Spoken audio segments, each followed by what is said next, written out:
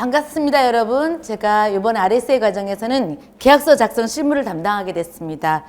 저는 지금까지 공인중개사 업무를 한 20년 정도 계속 해오고 있었고요. 현재도 중개업 하고 있어요. 그리고 부동산 중개업에 관련된 이제 강의 여러 가지 뭐 계약서 쓰기라든가 창업 및 실무 과정, 또 제가 지금 전문적으로 하는 건 지식산업센터입니다.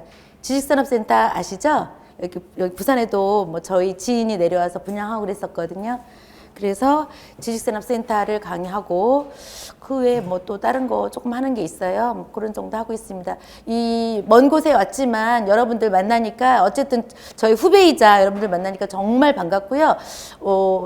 제가 이번 시간에는 계약서를 쓰려면 필요했던 것들, 제가 중개업하면서 계약서 쓰려고 하니까 뭐가 필요했다라는 그 과정서부터 제가 쓰고 있는 마지막 시간 제가 쓰고 있는 현장 계약서 그거를 제가 보여드릴 거예요. 저는 한방 거 쓰거든요. 그거 저희 거, 제 부동산 거 열어서 쓰는 것까지 해드릴 거예요. 그래서 여러분들한테 앞으로 이제 굉장히 좋은 강의가 많이 있겠지만, 다른 강사님들 좋은 강의가 있겠지만, 그건 굉장히 디테일하고 세밀하게 배워야 될 것들을 배우실 거고요. 저는 이제 바로 하시는 분들도 있으시잖아요. 일을 바로 하셔야 될 분도 있으시고, 그런 분들한테 좀 유익한 강의가 될 거라고 생각합니다. 많이 참고가 됐으면 좋겠어요.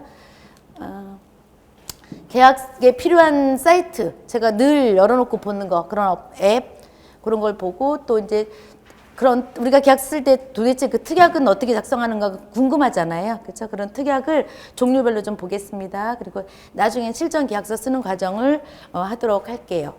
그리고 여기 마이크가 원래 없었나? 자, 그럼 계약서 쓰기에 필요한 사이트 앱 한번 살펴보도록 하겠습니다. 기본적으로 저는 이런 거, 민원 24시, 그리고 인터넷 등기사항 증명서 출력하는 것, 인터넷 등기소, 그리고 이거 토지이용 규제 서비스, 이런 것들을 아예 그냥 바탕화면에 깔아놓고 써요. 그러니까 이게 즐겨찾기에다 놓고 쓰는 거죠. 그래서 제일 많이 쓰는 게 저는 그렇습니다. 다른 분들도 다 그렇겠지만 일단 기본적으로는 건축물 대장을 굉장히 많이 뽑거든요. 왜냐하면 등기사항 증명서는 비용이 들어가잖아요. 근데 건축물 대장은 비용 안 들어가고도 소유자를 알 수가 있잖아요. 그래서 건축물 대장을 저는 굉장히 많이 활용합니다. 그러니까 말하자면 내가 어느 지역을 들어갔다 하면 그 지역에 있는 건축물 대장을 저는 거의 다 출력해요. 사실 이렇게 적극적으로 하는 사람들 뭐 그렇게 많지는 않아요. 근데 저는 예전에 아르바이트생 11명을 고용해서 그 지역에 건축물 대장을 다 뗀 적도 있어요. 근데 낮에는 건축물 대장 뗄 때 이렇게 자꾸 뭐 여러 사람이 접속하니까 부하가 걸린다 그러니까 그래서 잘 안 되는 경우가 있어서 밤에 그렇게 작업을 많이 했거든요. 그래서 건축물 대장을 굉장히 많이 이용하고, 그리고 이제 우리가 고객이 뭐 물건 접수를 했다. 접수하게 되면 그 물건이 어떤 상태인지 좀 봐야 되잖아요. 그럴 경우에는 이제 등기사항 증명서를 발급받죠. 700원 주고. 그래서 그런 게 좀 필요하고요. 그 다음에 토지 이용 규제 서비스, 저는 이 부분 좀 많이 보는데, 그 땅 누가 내놓으면 그게 몇 평쯤 될까? 그래서 뭐 이런 것들 먼저, 그리고 뭐 공시지가가 얼마일까? 뭐 이런 것들을 가장 간단하게 보기 쉬운 게 이거거든요. 그래서 저는 이런 것 좀 보고요. 그다음에 이제 법제처 사이트를 이용해서 손님들이 이제 상가임대차 보호법이라든가 아니면 주택임대차 보호법을 이렇게 관련된 것들을 이제 설명을 하잖아요. 근데 저는 이제 너무 오래 전에 공부를 해서 자꾸 까먹어요. 실무에 쓰는 것만 알고 잘 까먹고, 이게 디테일한 건 까먹는 거예요. 그래서 그런 걸 좀 열어놓고 보고 있거든요. 그래서 법제처 사이트에 들어가면 웬만한 거 다 볼 수가 있어요. 뭐 그런 거 좀 보고 있고, 나머지는 이제 홈택스에서 고객들한테 세금 계산서 발행, 홈택스 거 다 이거 보고 하고요. 그리고 뭐 현금 영수증 해줘야 되고, 그래서 홈택스 거 이용하고 뭐 이런 정도로 활용을 합니다. 그래서 여러분들이 주로 즐겨찾기에다 두고 쓰셔야 될 것들이 이런 거다라고 보시면 되겠어요. 기본적으로 요 사이트가 요새 최근에 이 사이트 열어보니까 굉장히 유용해요. 보신 적 있으세요? 네, 요게 지금 시리얼이라고 되어 있죠? 이 시리얼 사이트에 들어가면 실제적으로 굉장히 유용한데, 이것을 한번 보도록 할게요. 인터넷에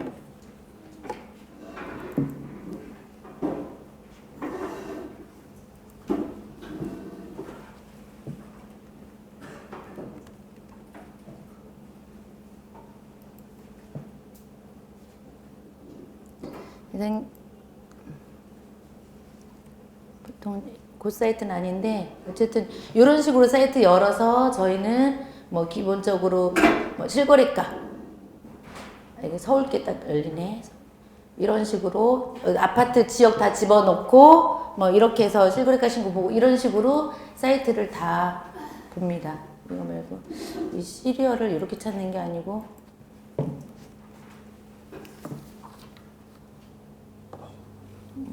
한국 토지정보 시스템 요거는 한국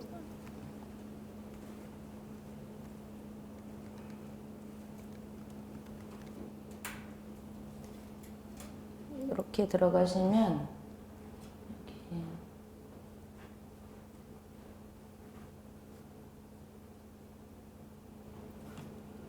아이고 경기도란 말이 왜 나오는 거야?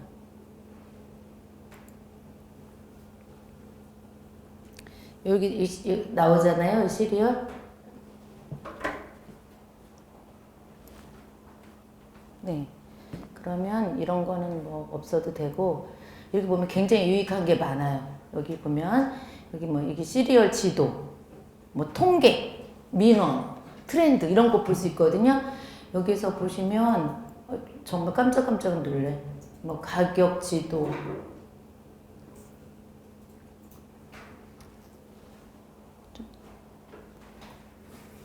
이렇게 보시면 여기 가격들 다 나오죠? 효제동, 뭐 연희동, 역순 이런 식으로 여기다가 금액 넣고 하면은 다 웬만한 것들 다 볼 수가 있어요. 근데 이렇게 잘 나와 있는 사이트가 최근에 이거 말고 또 괜찮은 게 그 밸류맵. 여러분들 한번 적어 놓으세요. 밸류맵. 그거 스마트폰으로는 디스코라는 것을 어플을 받으면 거기 상가 누르면 상가 최근에 거래된 게 다 나오고 아파트 누르면 아파트 거래된 게 다 나오고 연립 빌라 누르면 이렇게 다 나오고 이런 식으로 활용할 수가 있어요. 이게 굉장히 좀 유용한 사이트로 이거 좀 쓰고 있고요. 그래서 이런 식으로 좀 보시면 좋을 것 같고.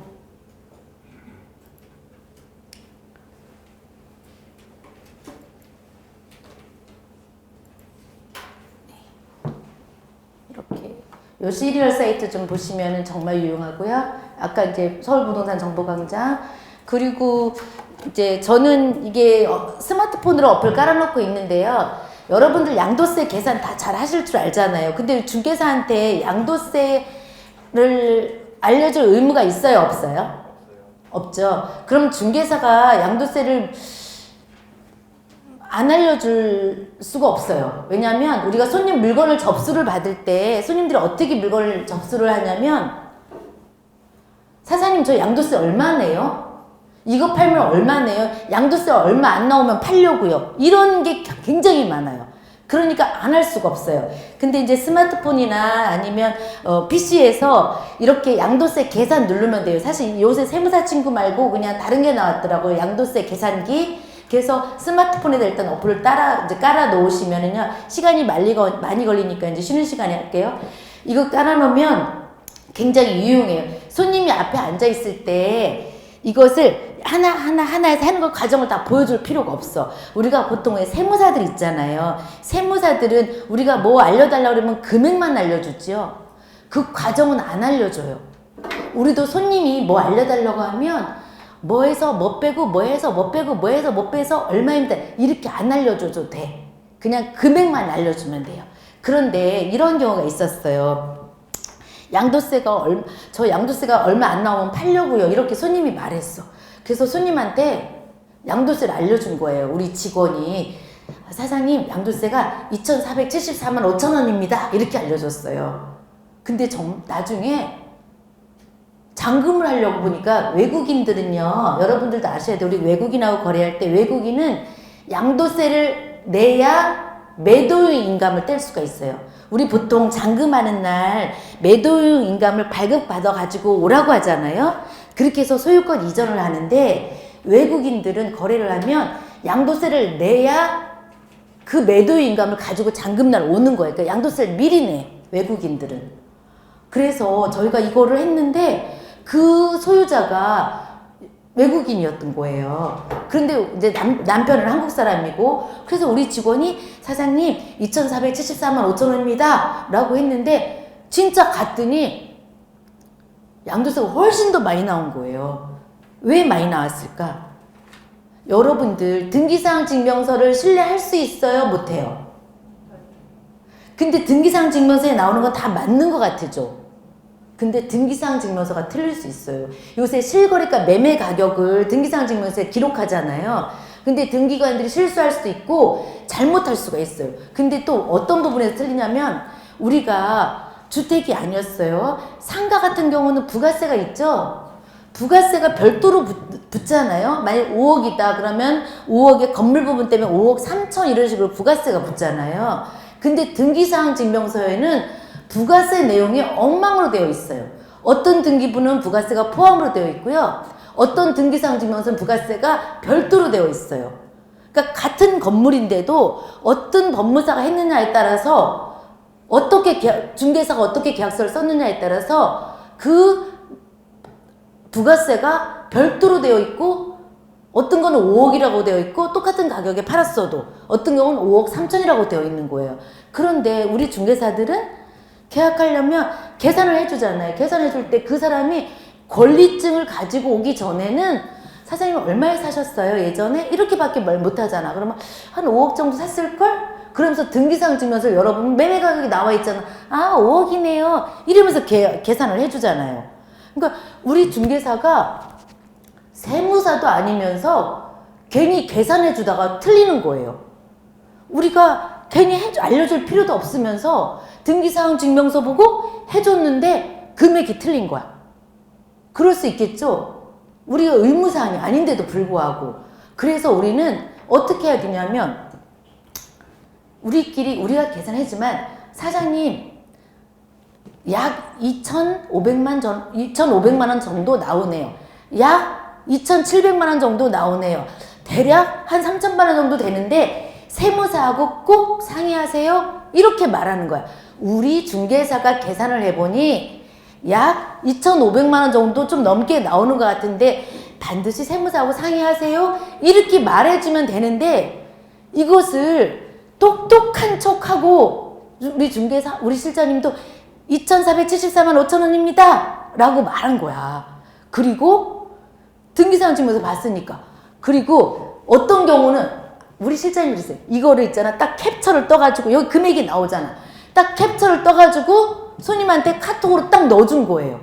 그 손님 생각할 땐 어때? 이거 완전 정확하고 여기 부동산 정말 확실하구나. 완전 정확한 금액이야. 이렇게만 생각하고 있었는데 하필이면 등기사항 증명서가 잘못된 바람에 양도세가 잘못된 거야. 그래서 한 몇백만 원 차이가 난 거예요. 그러니까 그거를 그 사람이 뭐라고 하냐면 우리는 잔금 안 치를 때니 부동산에서 책임지라는 거예요.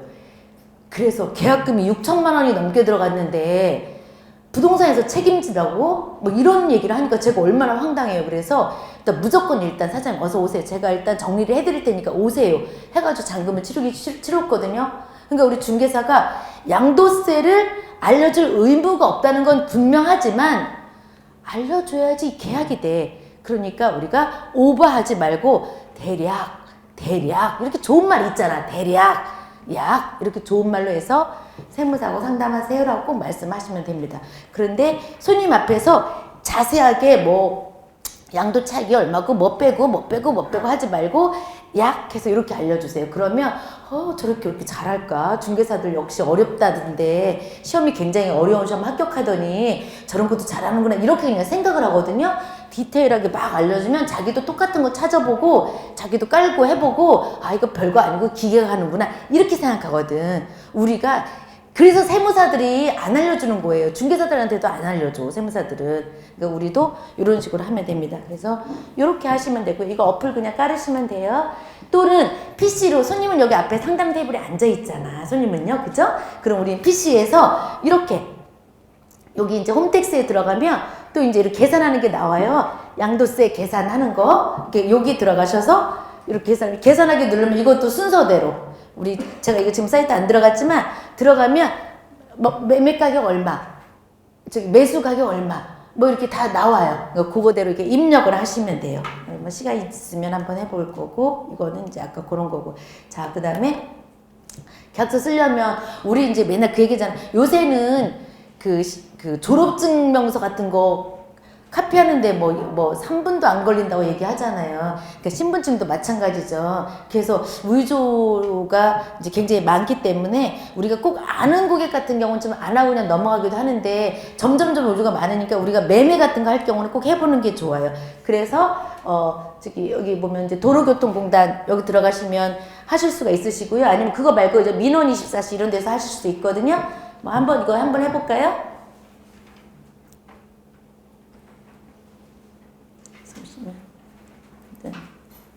우리 중개사 시험 볼 때는 배웠죠? 이렇게 한다는 거.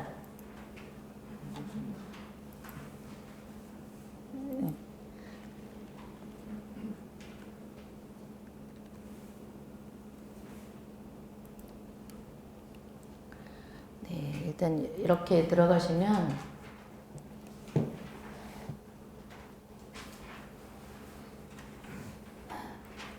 이렇게 주민등록 뭐 이런 거 나오잖아요.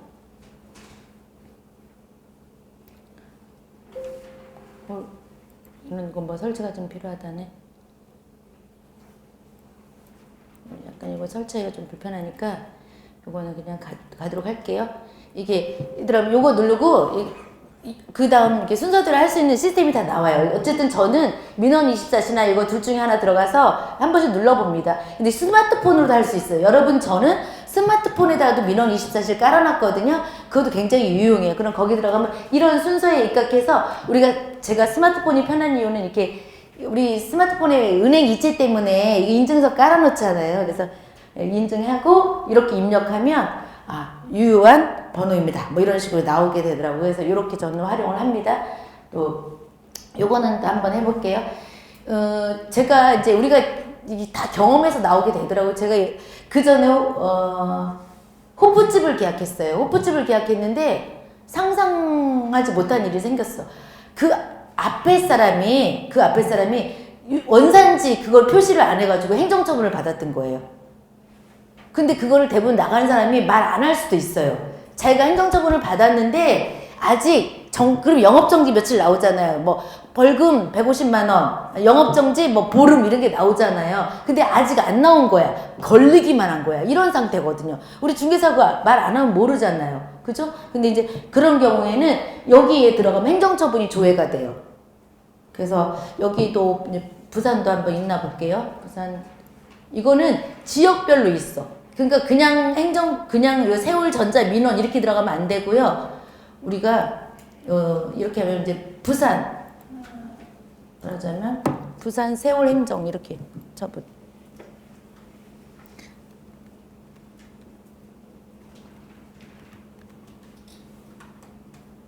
처분 부산 세월 행정처분 맞나? 이렇게 부산 해운대구 세울전자 민원창구 있죠? 이렇게 누르시면 이렇게 나오는 거예요. 그러면 여기 행정처분 공개 나오죠? 행정처분 공개 나오면 여기 보면 일반 음식점 뭐 이거 먹고 저 먹고 뭐 이런 거 나오잖아요. 이렇게 눌러보면 이 사람이 영업정지 3개월 나왔잖아요. 그래서 이제 우리는 이런 거 나올 때 여러분 아직 행정처분 안 받았어. 그럼 이거 어떻게 처리하겠어요? 계약서에다가 일단 행정처분 받은 거를 확인해서 특약설명서에다가 썼죠. 근데 영업정지가 언제 나올지 모르는 거야. 그러니까 그거를 금액으로 환산을 했어요. 일 매출 곱하기 15일. 그리고 이제 벌금이 얼마 나온다. 그 금액을 잔금에서 떼놨어. 그래서 먼저 호프집 주인한테 안 주는 거예요. 그 금액을 안 주고 중개사가 보관하고 있었어요. 그래서 그 금액을 그때 이제 일금 뭐 얼마 그때 600만 원인가 얼마 정도 보관하고 있었거든요. 그래서 그걸 보관하고 여러분 그 행정처분을 받으면 그 날짜는 구청이 이렇게 조정을 할 수가 있어요. 내가 가장 안 바쁜 때, 말하자면 연말에 내가 행정처분 받으면 엄청 손해가 많잖아요. 요새 송년회에서 왕창 매출 올려야 되는데 그럼 손해가 많잖아요. 그럼 그것을 뭐 구정 때 뭐 이런 식으로 이렇게 미룰 수가 있거든요. 그래서 중개사들이 이제 그런 걸 조금 주선을 해주는 거죠. 그래서 그날 조금 영업 안 될 때 이럴 때 하시면 되니까 금액을 이 정도 떼놓고 이렇게 합시다 뭐 이런 식으로 해서 이렇게 처리를 하거든요. 그래서 이런 행정처분은 이렇게 하실 수가 있습니다. 그 다음에 예, 근데 인터넷 등기소에서는 제가 이제 이거는 보통 이제 열람하기, 그러니까 이거 당연히 이걸로 하죠. 보통 당연히 열람하기를 하는데 보통 이제 등기 비용 안내 이런 거 참고로 하시면 돼요. 여러분들 책에다가 나중에 표시해 놨다가 말하자면 저는 이제 가끔 이 등기 비용 안내 들어가면 그런 게 있어요. 우리가 이제 누구 전세권 설정해줘야 될 일 있잖아. 근데 그럼 금액이 얼마 나올까? 물론 근데 법무 비용은 이제 별도이니까 뭐 그런 거를 좀 알고 싶다든가 아니면 이제 제가 맨날 지식산업센터만 늘 하는 거야. 저는 이제 주종이 지식산업센터니까. 근데 어느 날 뭐 말하자면 오피스텔을 해야지 돼. 근데 요새 주택은 취득세가 얼마인데 오피스텔은 얼마 해야 돼? 막 이렇게 헷갈릴 때가 있잖아. 그럴 때 뭐 등기 비용 이런 거 이제 들어가서 보는 거야. 중개 업무도 우리가 이게 딱 저는 사실 뭐 지역을 딱 정해놓고 이 지역에 나오는 오피스텔, 뭐 단독주택, 상가, 아파트 뭐 이런 걸 전부 다 한꺼번에 취급하는 유형으로 좀 하는 걸 좀 권해드려요. 그래서 원래 그렇게도 많이 하는데 어느덧 저도 하다 보니까 한 가지 전문 분야가 생겼잖아요. 그럼 그 분야만 오래오래 하다 보면 다른 걸 가끔가다 쓰잖아. 그러면은 헷갈리고 모르는 게 많이 생겨요. 제가 얼마 전 토지를 예전에는 했었는데 최근에 토지 계약을 안 해본 지 무지 오래됐는데 토지 계약을 하게 된 거예요. 그러면 굉장히 긴장을 하게 되죠. 그죠? 그래서 그럴 때는 조금 더 이제 꼼꼼히 봐야 되는 상황이 되죠. 그래서 우리가 볼 때 또 이렇게 여러분들처럼 동료가 있으면 굉장히 힘이 돼요. 같이 공부한 사람 있으면 같이 공부한 사람끼리 같이 부동산 오픈하면 굉장히 잘해요. 같이 공부한 사람끼리. 왜냐하면 우리 같은 부모님 밑에서 자라면 형제들이 왜 많이 틀리긴 해도 그 다른 집 사람이랑은 다르잖아요. 좀 통하는 게 있잖아요. 그것처럼 같은 공부를 하게 되면 야 그때 뭐 배운 거 있잖아. 그거 이해했어? 이렇게 물어보면서 이해가 되거든요. 그것처럼 여러분들이 이런 교재를 놓고 아니면 여러분들이 같이 동료들한테 물어보고 하기 굉장히 좋은데 어쨌든 모르는 거는 저는 막 거의 혼자 공부한 게 굉장히 많았거든요. 우리 때만 해도 남들이 많이 안 가르쳐 주잖아요. 그런 시절에 공부를 했었기 때문에 이제 이렇게 좀 찾아서 합니다. 그래서 등기 비용 안내 보면 거기에 좀 이제 자세한 것들이 나와 있어요. 그런 것들 보면 되고 여기 등기 비용 안내에 들어가면 이렇게 이 부분 나와요. 매매, 소유권 이전에서 매매, 뭐 알고 싶은 매매. 아니면 이제 설정 등기돼서 알고 싶으면 이렇게 누르시면 돼. 그래서 이런 순서에 의해서 등기 비용 안내 받으실 수가 있어요. 그거 누르시면 이렇게 뭐 지상권, 저당권, 지역권 이렇게 다. 우리는 지금 여러분들은 공부한 지가 얼마 안 돼가지고 많이 기억하실 거예요. 근데 공부 한참 지나고 나면 하던 것만 많이 알거든요. 그래서 이제 그런 걸 좀 참고로 하라는 뜻에서 말씀드립니다.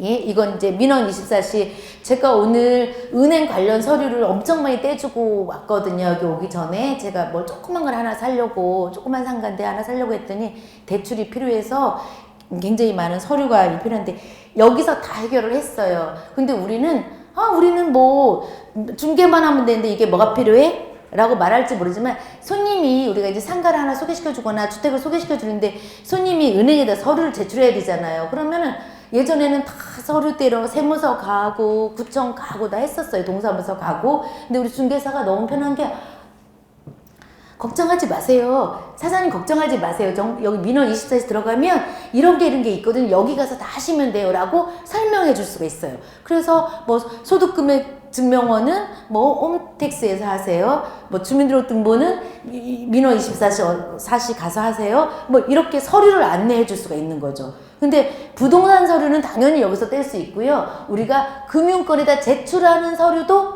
여기서 할 수가 있기 때문에 여러분들이 그런 거 안내를 해주면 손님들이 너무 고생하지 않고 할 수가 있거든요. 그래서 저는 금융 관련 서류를 오늘 제가 홈택스하고 민원 24시 이용해서 7가지를 다 해주고 저도 여기 내려온 거거든요. 그래서 여러분들이 이런 것을 활용하시면 된다. 네. 이거는 스마트폰에 있는 민원 24시예요. 스마트폰은 이제 깔아 놓으시면 제가 그 리테일만 전문으로 하는 친구가 있어요. 그 친구랑 다니는데 저는 스마트폰에 이거 안 깔아놓고 PC에서 다 출력해가지고 갔거든요. 근데 그 친구는 스마트폰으로 다 보고 있더라고요. 그래서 저도 그 다음서부터 스마트폰을 저도 어느 날 서류 안 가지고 간 날 스마트폰으로 그냥 다 보거든요. 그 스마트폰으로 볼 수 있는 게 이거 주민등록증명 확인 서비스 이거 할 수 있죠. 그리고 인감증명서 발급사실 이거 조사까지는 안 해도 되는데 이 부분에서 뭐가 있냐면 왜 외국인들은 아까 얘기했죠. 외국인들은 왜 서명으로 인감증명서 할 수 있어요. 우리도 서명으로 할 수 있어요. 우리도 서명으로 인감 도장 안 주고 서명으로 할 수 있어요. 근데 서명으로 하는 거는 법무사가 동의를 해줘야 돼요. 근데 이제 그것처럼 요거 인감증명 발급 사실을 확인하기 위해서 그런 거거든요. 그래서 요런 걸 할 수가 있고 건축물 대장 열람 스마트폰으로 너무 편리하게 할 수 있고요. 토지 대장 뭐 이런 거 다 하실 수가 있습니다. 그래서 우리가 PC에다 아까 그거 깔았으면 스마트폰에도 이렇게 이걸 깔아 놓는다. 예, 이렇게 하시면 되겠습니다. 그리고 이제 국토부 실거래가 사이트는 뭐 기본적으로 내가 어느 아파트 지역에서 한다 아니면 내가 어느 주택 지역에서 한다 그러면 되게 많잖아요. 궁금한 게 많잖아요. 그러니까 저는 동네별로 제가 관심 있는 동네가 이렇게 있거든요. 2군데 3군데 항상 놓고 계속 열어보고 그래서 또 손님들한테 이런 게 있어요. 저희도 오늘 금매가 하나 나와가지고 막 물건을 뿌리고 나왔는데 우리가 이게 금매인지 아닌지 잘 모를 때가 있어. 우리 중개한 지 얼마 안 되면 이게 금매인지 아닌지 모르겠어. 그리고 도대체 처음이니까 다른 부동산하고 네트워크가 별로 없잖아요. 그 지역에서. 그러면 도대체 얼마에 팔았는지 알 수가 없어. 그러니까 오래된 부동산들은 자기들끼리 좀 네트워크를 해서 그 아파트가 이번에 7억 8천에 팔렸대. 그 아파트가 9억이래. 이렇게 알 수가 있는데 우리는 그 정보를 주지 않으니까 모르잖아요. 그죠? 그래서 되도록이면 이웃 부동산들을 좀 많이 사겨 놓으시면은 좋을 것 같아요. 처음에 부동산 오픈하시면 이제 명함 들고 다 이렇게 인사 가잖아요. 그죠? 명함 들고 대부분 가거든요. 명함 들고. 여기 부산은 안 가나요? 가죠? 근데 명함 들고 인사 가면 그 부동산에서 반가워하나요? 안 반가워하나요? 아, 정말 안 반가워하죠? 진짜 안 반가워해요. 근데 저도 그랬어요. 제가 초보였을 때 어디 부동산 이제 가가지고 저는 거기가 회원부동산인지도 몰랐어요. 회원부동산인지도 모르고 저는 제가 비회원인지도 몰랐어. 그냥 어쨌든 취직이 됐거든요. 이제 실장이니까. 그래서 안녕하세요. 저 한성부동산의 새로운 주실장입니다. 인사했는데 손님이 그 부동산 사장이 저를 별로 반갑게 맞아주지 않았어요. 그래가지고 네 그냥 그러고 말았어요. 그러면 저는 전화번호가 필요하니까 사장님 명함 하나 주세요. 그래가지고 명함 하나 이제 들고 왔었던 기억이 나거든요. 네? 가져가세요. 이렇게 말해요. 그랬어요. 근데 제가 굉장히 열심히 했어요. 저는 일을 굉장히 많이 열심히 해서 너무 그 사람이 쌀쌀맞게 구르니까 그래서 제가 명함을 갖다가 막 집집마다 붙이고 막 그랬거든요. 그랬는데 나중에 전화가 온 거야. 그 전화가 왔는데 뭐라고 한성부동산 주실장님 앞으로 명함 붙이지 마세요. 회원 부동산들이 막 그렇게 돼. 앞으로 명함 작업하지 말래요. 그래서 제가 너무 놀랐어요. 왜 저런 것까지 뭐라 그러지? 그랬어요. 근데 그 다음에 저 무서워서 우리 사장님은 관심도 없어. 근데 무서워서 제가 우유 주머니 있잖아요. 우유 이렇게 아파트 우유 주머니 그 우유 아줌마를 샀어. 야쿠르트 아줌마한테 돈 5만 원인가 주고 거기다 명함 다 집어넣어가지고 싹 돌렸거든요. 그래서 제가 열심히 해서 그 동네에서 좀 인정을 받게 됐어요. 나중에는 그런 얘기는 다음에 드릴 수 있는 제가 처음에 이제 막 했었던 얘기는 나중에 또 할 수도 있긴 있는데 처음에 이제 그런 고생을 했어요. 근데 제가 이제 저도 부동산을 거의 20년이나 했잖아요. 그리고 전 부동산을 한꺼번에 3개도 했었고 직원을 한 8명 더 썼었어요. 근데 이제 제가 이렇게 오너 이렇게 앉아있으니까 그럼 초보 부동산들이 이렇게 오잖아요. 그죠? 와서 인사하러 오잖아요. 그러면 제가 사장님 안녕하세요. 저 여기 새로운 김 실장입니다. 잘 부탁드립니다. 이렇게 얘기하면 제가 그들을 반갑게 맞아줄까요? 아니면 어떻게 말할까요? 예전에 막 상처가 엄청 커서 그 친구들을 반갑게 맞아줄까요? 그럴 것 같아요? 안 그래요. 네. 거기 가져가세요. 저도 이래요. 희한하죠?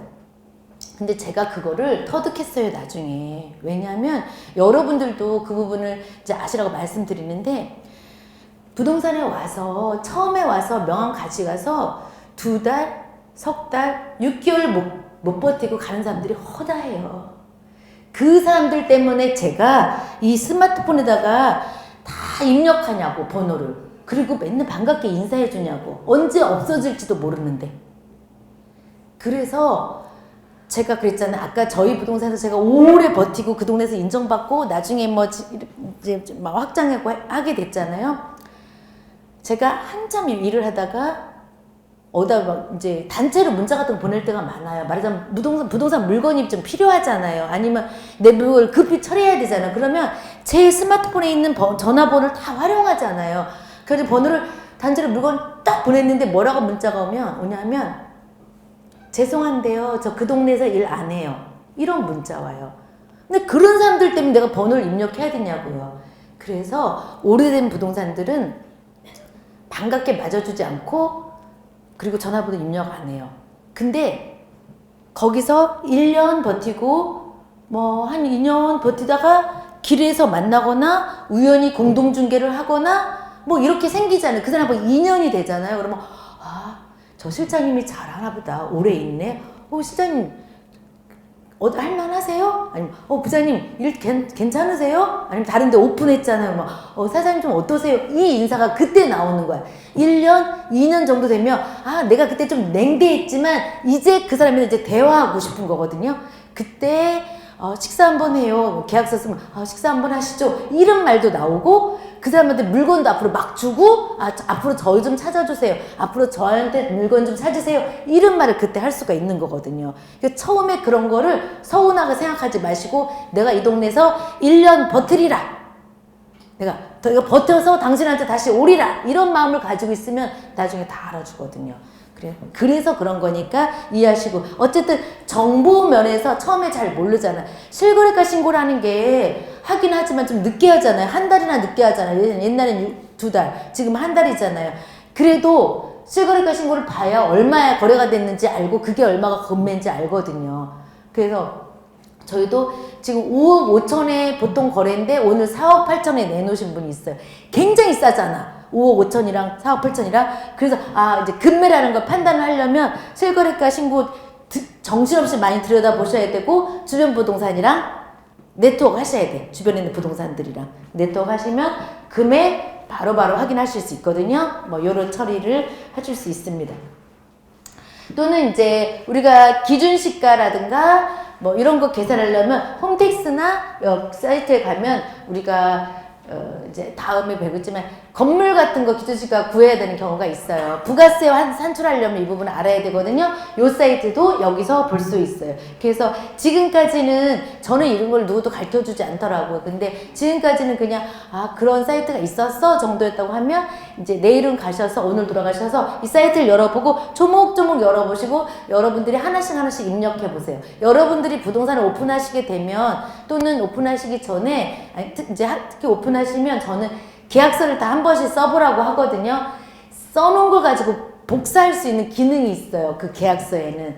그 써놓고 복사를 하는 거예요. 내가 30평 아파트를 손님은 계약한다는데 계약서 이제서 쓰려고 생각해봐. 얼마나 깝깝하겠어요. 손님을 안 쳐다놓고 계약한다니까 이제서 계약서를 작성해야 돼.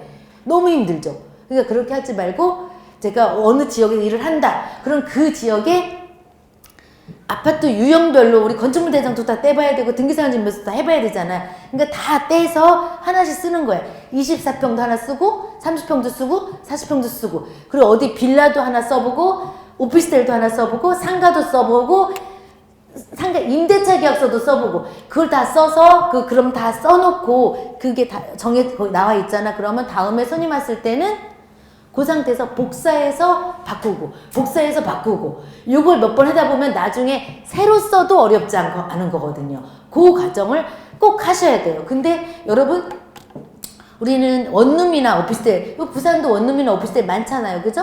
원룸이나 오피스텔은 굉장히 많이 쓸 수가 있잖아요. 계약서를. 근데 내가 처음서부터 땅 하는 사람이야. 난 땅 할 거야. 아니면 건물을 팔 사람이야. 그럼 그분은 지금 준비해서 언제 계약서를 쓰겠어요? 그거는 땅이나 건물을 막 6개월씩 1년 작업해서 1년 연봉 가져가는 건데 그거 계약서 써보려고 하다 보면 계약서 쓰는 거 못 써요 나중에. 그죠? 못 쓰죠. 그러니까 그렇게 하실 분은 미리 계약이 없어도 미리 다 출력해서 한 번씩 써보셔야 돼. 그리고 써보시면 그때 손님이 와도 당황하지 않고 서류 띄는 것만 하면 되잖아요. 그래서 한 번씩 다 샘플을 만들어 놓는다 라는 거예요. 그렇게 하시면 좋겠습니다. 그다음에 이제 그 토지 이용계획 확인원 이 부분도 좀 굉장히 중요한데 우리가 왜 중요하냐면 예전에는 확인 설명서에다가 쓰는 게 없었는데 요새는 확인 설명서에다 내용을 써야 되잖아요. 그래서 이런 내용이 좀 해봐야 되고요. 그리고 이제 기본적으로는 뭐 그게 면적을 알기 가장 좋은 게 아까 제가 말씀드렸던 게 토지 규제에 거기 사이트에 들어가서 전 이것을 가장 이제 먼저 봅니다. 그래서 면적 알아보고 그리고 이제 여기 뭐 기본적으로 요 숫자를 바꿔가면서 크게도 뽑고 작게도 보고 근데 이제 저도 보니까 주로 제가 오피스 위주로 많이 일을 해도 그 주변에 같은 거 땅 같은 거 나오게 되면 그런 거 물어보는 사람들이 또 있어요. 그러면 안 할 것 같으지만 전 땅 일 안 해요. 땅은 안 하거든요. 저는 그냥 아파트만 하거든요. 이렇게 해도 그 주변에 나오는 것들이 계속 있어서 물건 나오는 것들이 그래서 어쩔 수 없이 이렇게 열어보게 되더라고요. 그래서 이런 부분을 여러분들이 참고로 하시면 좋을 것 같습니다. 또 유용하게 쓰이는 거 저는 이제 지도를 좀 굉장히 유용하게 또 쓰는데요. 보면 이제 이게 요거는 다음 지도예요. 다음 지도. 그러니까 제가 보면 여기 보면 랜드맵이라고 전문가들이 쓰는 거예요. 근데 제가 땅을 해보니까 그 사람들은 좀 다른 사이트를 쓰긴 쓰더라고요. 근데 우리는 요런 정도 보시면 되고요. 이게 굉장히 유용해요. 기본적으로 그게 어디에 있지? 그 위치가 어디에 있지? 이런 건 네이버 지도를 많이 보면 돼. 간단하게 스마트폰으로 봐도 되고 그냥 이렇게 PC로 봐도 네이버 지도를 보면 되고요. 이게 좀 다음 지도가 좀 좋은 게 제가 보니까 이렇게 좀 한번 다음 지도를 볼게요.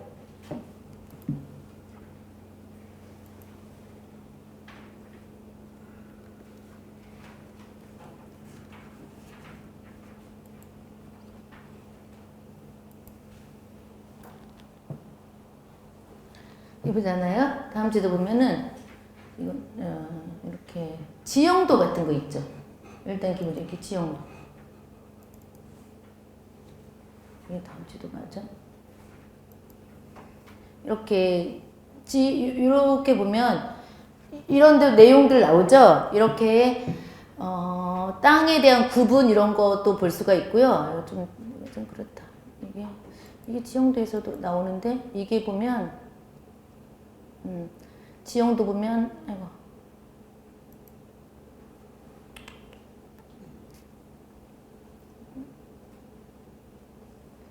이렇게 볼 게 아니었는데 여기 보면 땅의 모양은 당연히 나오고 이걸 저 동네를 좀 이 동네가 익숙하지가 않으니까 제가 좀 다른 동네로 볼게요. 서울 우리 이런 식으로 볼 수 있죠. 이렇게 그래서 보면은 여기 보면 용도지역 이렇게 보면 이 색깔별로 강남이 아니 어떤 사람이 자기 땅을 갖고 온 거야. 이 땅 어때요? 라고 하면은 그 땅을 이렇게 색깔을 보면 빨간색이 거기 이 사람이 갖고 온 땅이 상업지역이구나. 그 사람이 말하든 안 해도 우리가 이것만 봐도 알 수가 있거든요. 그리고 여기는 일반 주거지역이네요. 그러니까 건축에 조금 그 용적률이 낮으니까 많은 값은 받지 못하겠어. 이런 것도 우리가 판단할 수 있잖아요. 그러니까 다음 지도로 볼 수 있는 것들이 이런 걸 볼 수 있어요.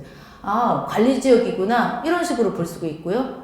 또 이제 이건 아까 그 지번 경계 이걸로 되어 있다는 건 특별하게 그런 거 없는데 다른 전국적으로 볼 때는 이런 표시가 되어 있잖아요. 이런 것들 좀 보기가 좋고 또는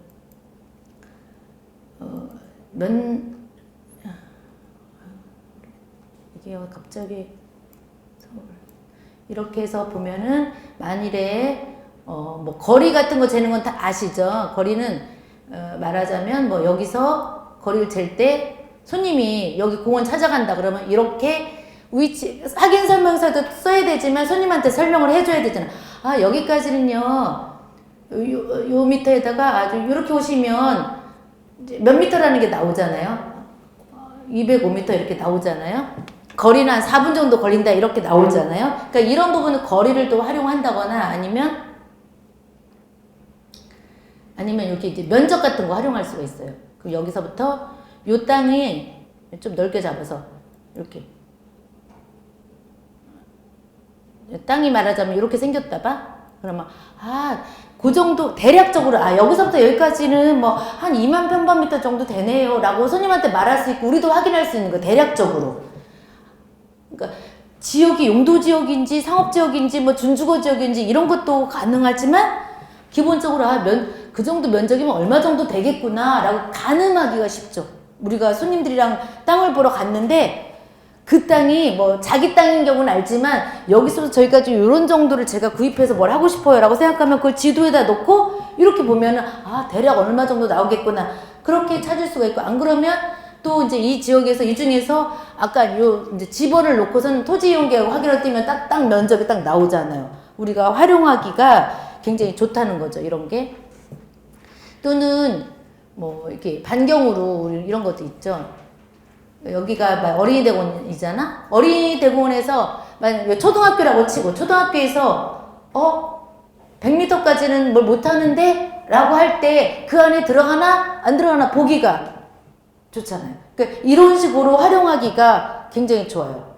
이 다음 지도가. 그래서 이런 부분을 여러분들이 좀 활용하시면 좋겠다라는 데서 말씀드리고, 또 저는 이제 이렇게 하면 사실은 안 되는데, 우리가 확인 설명서에다가 이제 확인 설명서에 보면 앞에 도로 재는 게 나와요. 그죠? 도로 재는 거 나와. 그럼 도로도 사실 뭐 여기서 요 도로 뭐 이런 도로도 이제 그렇게 계산해서 쓰고 이런 것도 합니다. 그래서 다음 지도가 굉장히 유용하다라는 뜻을 좀 말씀드리고요. 이 부동산은 우리가 아까 말씀드렸듯이 홈택스라든가 민원정보, 민원24 아니면 지도, 그리고 스마트폰에 있는 어플 이런 것들을 잘 활용하면 손님들한테 좀 유용하고, 또 우리 부동산이 다른 부동산하고 차별화되는 게 좀 그런 부분이에요. 왜냐면 옛날 분들 같은 경우는 법무사한테 다 부탁을 하거나 아니면 주변에다가 다 물어봐서 하는 분들이 많았거든요. 실질적으로 제가 건축사한테 물어보거나 아니면 세무사한테 물어봐도 내용을 안 가르쳐줘. 내용을 전혀 안 가르쳐주고 그냥 결과만 가르쳐주거든요. 근데 우리가 이걸 알아서 하니까, 뭐 훨씬 더 유용하게 쓸 수가 있겠죠. 사실 제가 많이 쓰는 것 중에 하나가 요거 하나 드릴게요.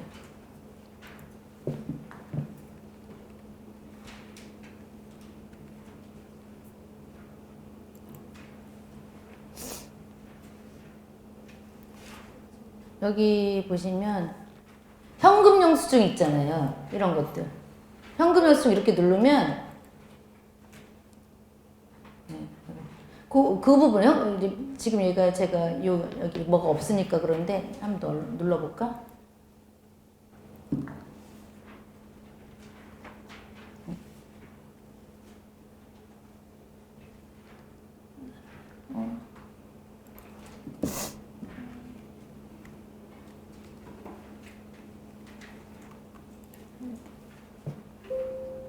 이거 제가 여러 개 사이트가 있어가지고 어쨌든 이렇게 해서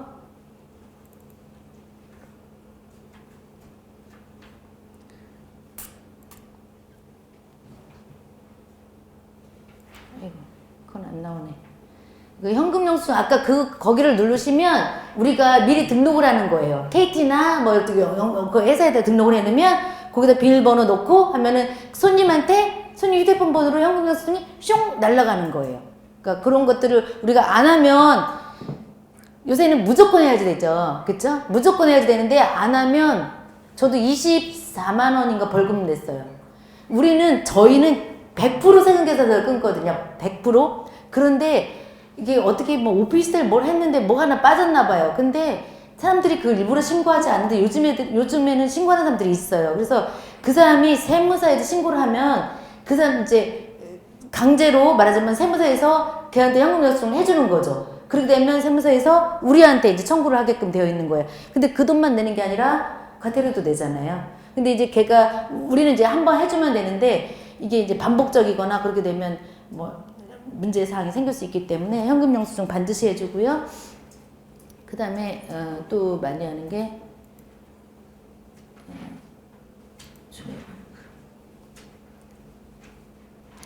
여기서 보시면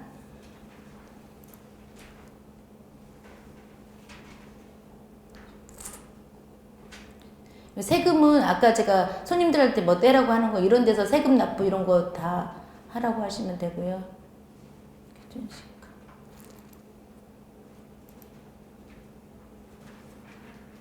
네. 아이고. 그게 안 나오네. 제가 부산에 오니까 좀 서투르네요. 이거 제가 늘 하는 건데도 불구하고 뭔가가 없는 것 같고 좀 서투르네요. 이 임대차 정보 제공 이게 아닌데요. 조회 발급. 저희는 어쨌든 그 세금 계산서를 전적으로 전부 다 발행을 하거든요. 세금 계산서는 여기서 발급하고 여기서 조회하고 뭐 이런 식으로 하고 있고요.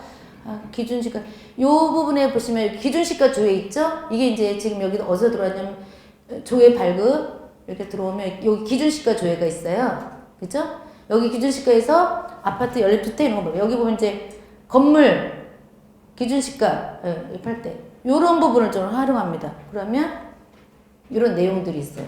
여기서 기준시가 조회해서 할 수가 있어요. 요거는 다음에 이제 하는 수업 시간에 요 부분을 좀 들어갈 수 있을 것 같고요.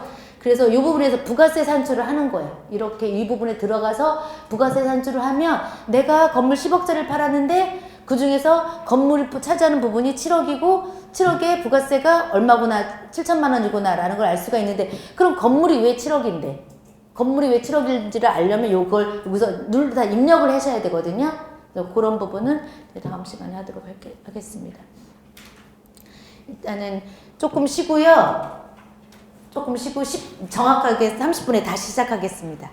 마칠게요.